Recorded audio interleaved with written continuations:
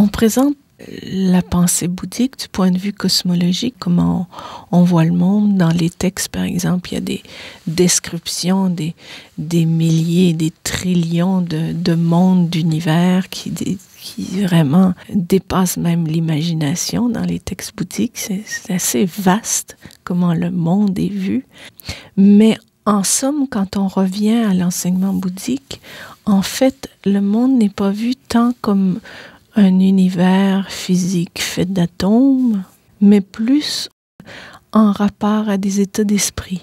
Donc, ils se développent à partir des états méditatifs. Par exemple, quand on parle d'état d'esprit, on va décrire 6 différents mondes, 6 différents états d'esprit dans lesquels un être humain peut se trouver.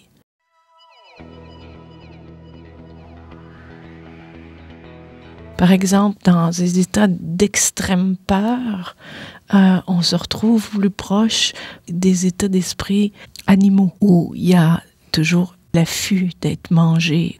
Donc, l'extrême peur va être associé peut-être à un état d'esprit animal. Par exemple, l'état d'extrême douleur va être associé à ce qu'on pourrait appeler les enfers. Mais c'est un état d'esprit qui peut se vivre, mais qui est essentiellement un état dans lequel on se trouve psychologiquement. Il va y avoir des états d'esprit dans ces 6 mondes qui sont plus comme quand on se sent au-dessus de tout, comme l'état des dieux. On est vraiment au-dessus de tout, puis on pense qu'on peut vraiment comme simplement lever le petit doigt, puis les choses vont aller de notre bord. Puis des fois, la situation fait qu'on se trouve dans cette situation, dans ce sentiment-là. Ou quand c'est la jalousie, par exemple, qui domine. On voudrait plus, on voudrait ce que les autres ont. C'est l'état des demi-dieux, par exemple.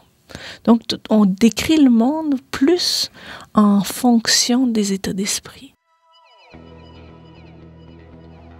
Dans le bouddhisme, on pense le monde davantage comme un cycle que comme une linéarité où il y aurait un début et une fin. En fait, quand on pense le monde dans le bouddhisme, il n'y a ni début ni fin, comme un cercle. Donc, si on essaie de trouver le début, on va toujours tourner en rond. On ne trouve jamais de début. Et on ne trouvera jamais de fin. Il y a comme un genre de cycle, à moins qu'on sorte du conditionnement. Encore là, on revient à des états d'esprit.